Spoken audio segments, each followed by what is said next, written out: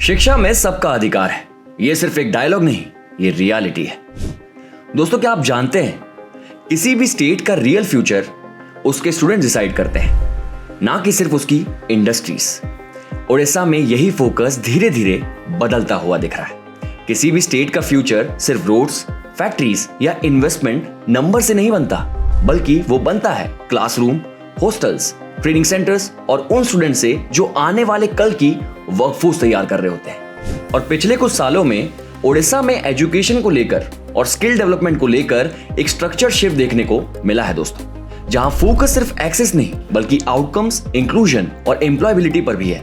सबसे पहले education system की बात करते हैं। ओडिशा में स्कूल इंफ्रास्ट्रक्चर को स्ट्रेंथन करने के लिए 14 गवर्नमेंट हाई स्कूल्स को हायर सेकेंडरी स्कूल्स में अपग्रेड करने की प्रोसेस चल रही है।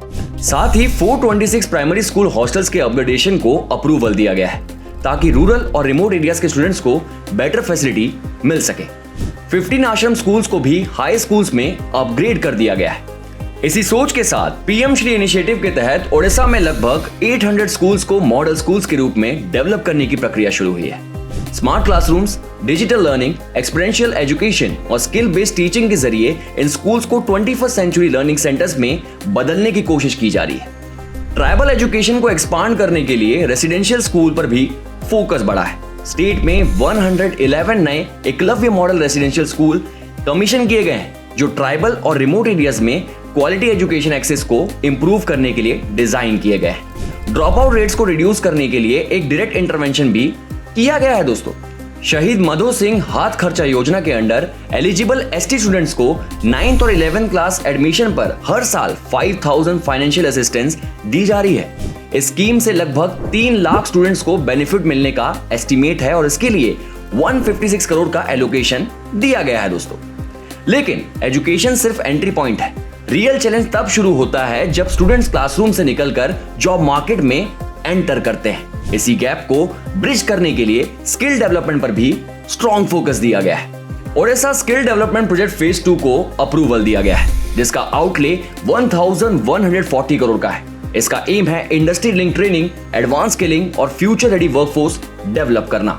इसी डायरेक्शन में टारगेटेड ट्रेनिंग प्रोग्राम्स भी चल रहे हैं। ऑफिशियल डाटा के मुताबिक एससी स्टूडेंट्स को कॉम्पिटिटिव एग्जामिनेशन के लिए स्पेशल ट्रेनिंग दी गई है दोस्तों, जबकि प्रयास स्किल डेवलपमेंट स्कीम में स्टूडेंट्स को स्किल ट्रेनिंग प्रोवाइड की गई है।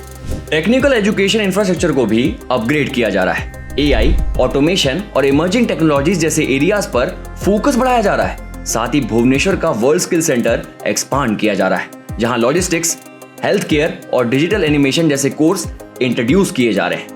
अगर इन सब इनिशिएटिव्स को एक साथ देखा जाए, स्कूल्स का एक्सपांशन, हॉस्टल्स का upgradation, residential education, financial support schemes, skill training और टेक्निकल एजुकेशन मॉडर्नाइजेशन, तो एक क्लियर पैटर्न नजर आता है। ओडिशा में फोकस सिर्फ एजुकेशन को एक्सपांड करना नहीं रहा, बल्कि एजुकेशन को स्किल और स्किल को एम्प्लॉयमेंट से कनेक्ट करने की एक स्ट्रक्चर्ड कोशिश भी नजर आ रही है। ये सिर्फ कुछ सिलेक्टेड हाइलाइट्स थे। एजुकेशन और स्किल डेवलपमेंट के और भी कई इनिशिएटिव ग्राउंड लेवल पर चल रहे हैं दोस्तों, जो मिलकर एक लार्ज ट्रांसफॉर्मेशन का पार्ट बनाते हैं।